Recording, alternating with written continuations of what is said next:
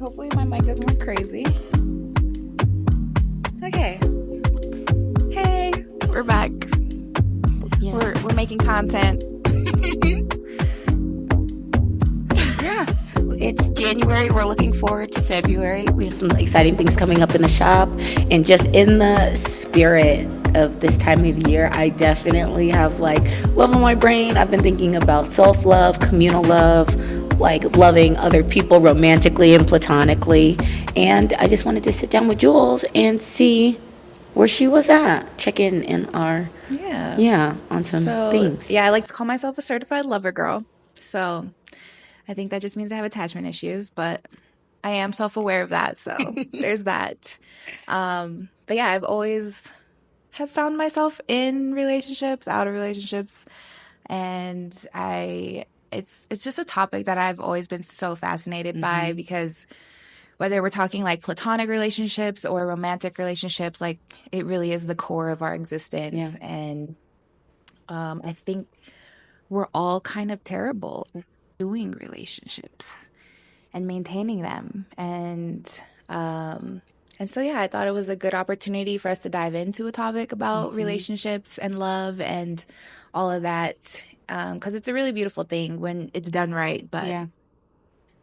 it's been a weird experience, I think. People love each other differently and show up in relationships differently, and it just creates this, I don't know, interesting cycle of like hurt and heal and hurt again. And yeah, so I thought it'd be a good topic to yap about.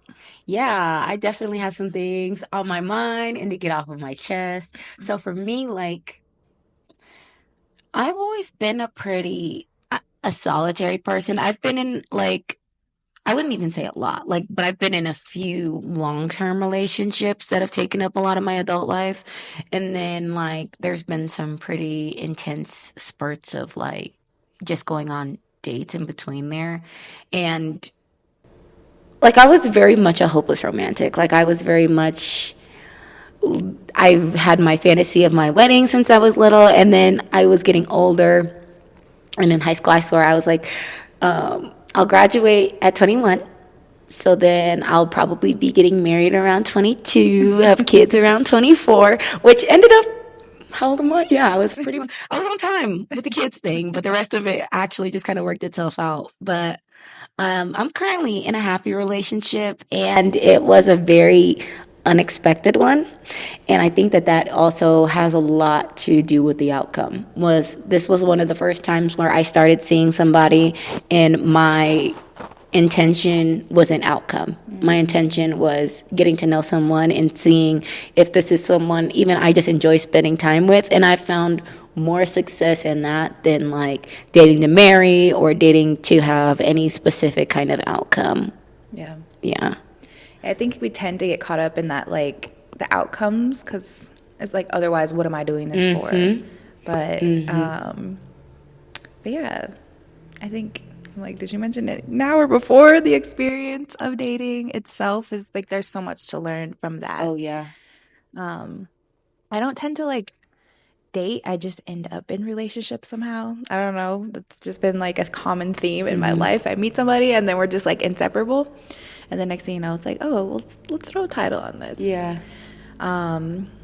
Even, recently, it just is weird how it happens like that. But to like go out on dates, it sounds crazy. Yeah. And yeah, I think everybody is like never sure about their intentions when they're on dates, and some people are stuck in like old traditions, some people are like on new waves, and it's just really hard to figure out how to date Yeah. in 2025.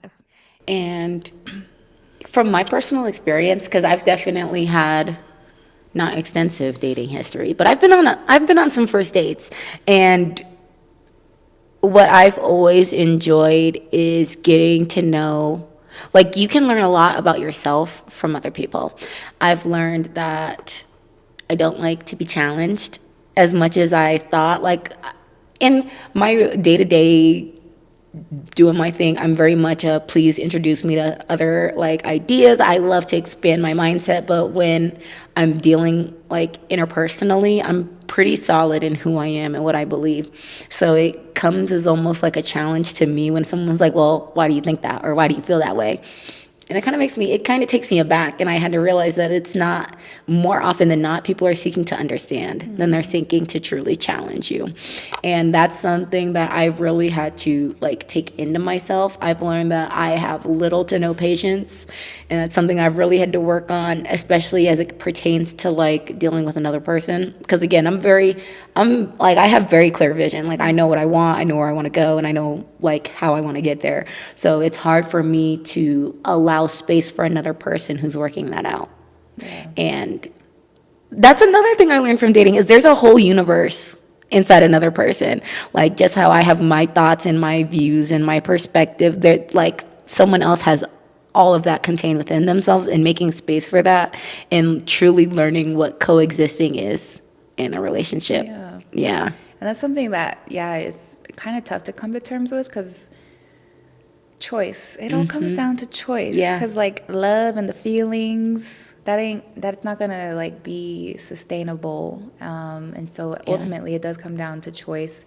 And, you know, I think it is important to really try to see the person for who they are rather than who you want them to be for you. Or even who they could be. Yeah, the potential. Oof, I got caught up in too much potential, y'all. Yeah. But yeah, just really taking that time to see the person for who they are and figuring out how compatible you actually are rather than, you know, we're attached, so we go together. There's all those layers to it where I'm like, how do we educate the world so we can all be on the same page, so we can like find love easier or whatever. Just finding our partners and you know. And it's difficult because it has to be true to who you are. So when I was dating, it was very much like, I need to know where this is going. I'm not a go with the flow kind of person. I'm very much like even if we're just exploring, I need to know that that's what we're doing so I can like put my heart in the correct place. Because that's where I did see a lot of hurt, was me having expectations for where something is going to go when that person, like I wasn't in alignment. Yeah. And I had foreseen a situation and I'm like, okay, well, I'm going to do everything to walk this path, but I hadn't actually invited that other person to walk with me. So while it seems like I'm doing everything to make the relationship work, I'm doing everything, in actuality, I'm doing everything I can to make the relationship work for me. And that's been one of the hardest things for me to swallow, is that like, if you are telling me that the way I'm communicating is inefficient, I have to sit and address that, because much to your point, love is like, it's a feeling, but more than that, love is a choice. Love is a verb. Love is an action. And love is getting up and choosing to be like in love with that person every day, because the good feelings fade and the nice feelings fade. And it hasn't been that long, like with my partner, but we have a child. So I feel like it just kind of like fast forwards that timeline a little bit, especially as we've been living together. You have to realize that like, you spend time with anybody and that person is eventually going to work your nerves. But it's like working through those feelings and being able to like effectively communicate, this is what I need in order for us to move forward in a relationship, and being able to listen and receive that on the other end. I'm working on that part. I'm very good at saying this is what I need and this is what's not going right. But when it's like that mirror truly is like placed back on me, I'm working on that. And I think that's why relationships tend to be so hard and people like bail on them, is that we are mirroring each other and we're showing each other our biggest flaws, and some people aren't ready to face that. And make those, you know, reflections to themselves and adjust and, you know, work towards a healthier, happier relationship. And so it is hard because, you know, when we see it on TV and stuff, it's just like this beautiful thing, effortless that, you know, thing. Like it's just it happens, and that's it. It doesn't require work, but I will argue that it's probably relationships are like one of the most challenging things that we can, you know, take on. Yeah, I've had my good share of relationships, and the person that I thought I was going to spend my life with, I didn't realize until that relationship ended how much I personally needed to work on. And during the relationship, I was just pointing the finger like no, you're the problem. Yeah. And then hindsight, I'm like, damn, there was a lot I needed to work on. Yeah. But I wouldn't have known unless I was in Exactly. that relationship and had the opportunity to, see those parts of myself that you can't really see living a single life. So I just think it's interesting how there is that torn feeling, because like sometimes it does feel like there's no reason to put myself through another relationship, because it does require a lot of work and the challenges, but at the same time it's such a beautiful thing, and like I want that for myself, but I'm not trying to force it. I'm not trying to go out of my way to find it, and that might be my problem too. I don't know, but I just think overall, relationships and love, it should be something that we welcome. Ultimately. Yes. And it's the kind of thing they say, like, if you love what you do, you never work a day in your life. It's like, in my mind, it's that same kind of thing, because you're absolutely still working, but because you want to, you when you truly care about someone, you don't want to make their life uncomfortable, and you don't want them to like inhabit a space where they don't feel heard or listened to or respected. So you will I will say, I will more naturally adapt to my partner in certain ways. And I feel like that's just kind of the nature of being in a relationship, is learning where your rough edges are and where they rub up against another person, and how much you're willing to sand those edges out for another person. Yeah, I think, like I had a thought and it just left me.